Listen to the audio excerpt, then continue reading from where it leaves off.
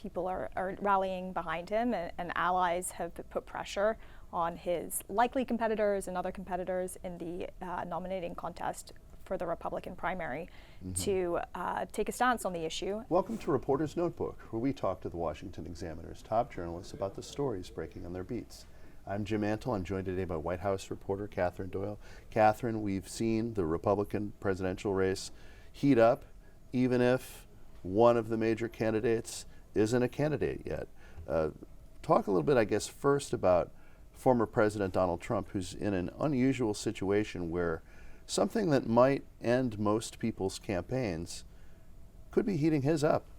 He's telegraphed a potential indictment from New York City and has seen a big uptick in his fundraising since that, and people are rallying behind him, and allies have put pressure on his likely competitors and other competitors in the nominating contest for the Republican primary to take a stance on the issue and put their own personal professional goals aside and possibly come out and support him in his case.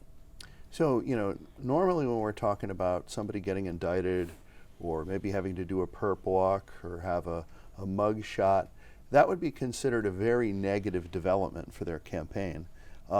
This has actually he's been able to turn it into a positive by sort of making this into a broader argument about the weaponization of the justice system against conservatives, which does seem to resonate with a lot of rank-and-file Republicans.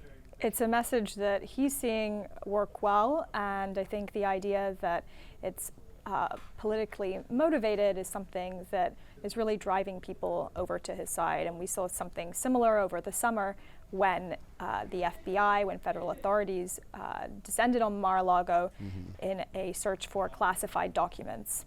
And the after effect of that is that Biden, too, later was found to be holding some in his possession while out of office, and diminishing the appearance potentially of the case, and I think adding to the appearance that perhaps the response and the excitement that some Democrats felt about Trump getting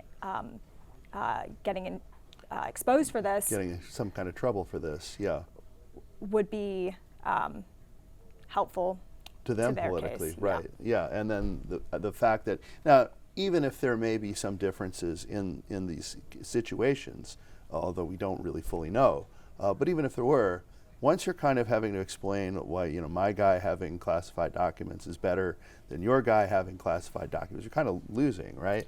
Well, I think it perhaps diminishes also the potency of the argument on either side, which is helpful if you are potentially facing charges for it, and also it adds to the appearance that the initial charge was perhaps motivated out of political desire, calculation rather than something more serious. So there's another fellow on the Republican side who has not declared. Almost everybody views him as a candidate, and he's really starting to talk as if he is one himself. That's obviously Florida Governor Ron DeSantis. But DeSantis does seem to have taken a little bit of a step back in some of the head-to-head polling with Trump.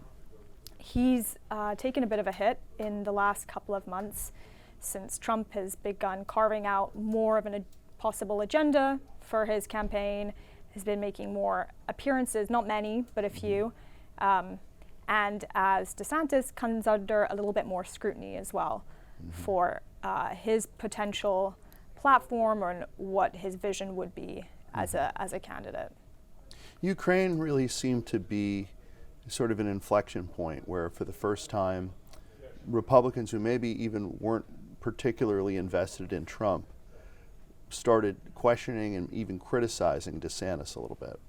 He made he answered a questionnaire question asking about his positions on the Russia-Ukraine war that other prospective candidates also answered, and his comments about it being a territorial dispute drew a lot of blowback from people in the party, perhaps more than he or his advisors anticipated.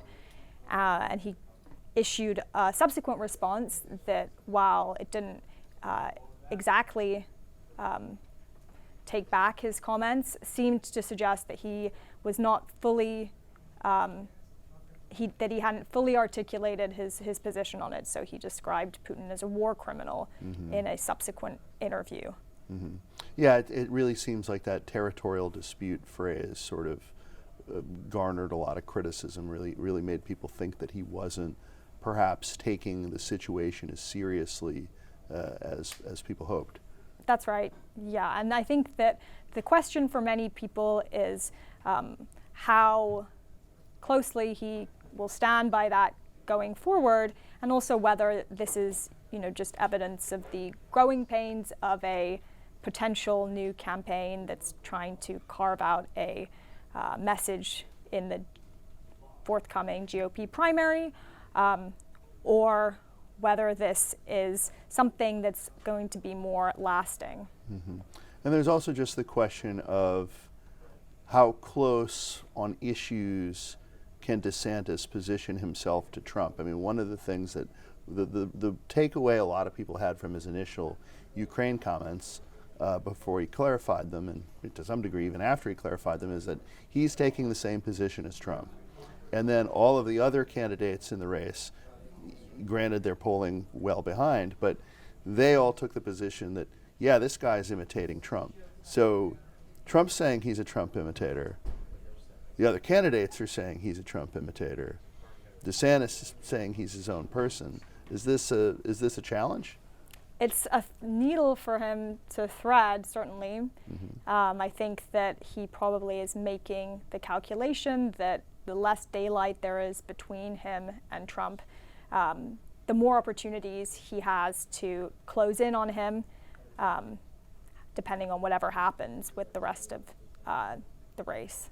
Because the DeSantis dance is that you can have the stuff that you like about Trump and get rid of the distractions and the things that maybe you're tired of Trump, that make you tired of Trump. I think that's what they're marketing to the public and to donors and to voters in the primary. But you maybe can't get just a tiny amount of Trump. No, whereas you might be able to get a large amount of Trump in DeSantis. Thank you, Katherine.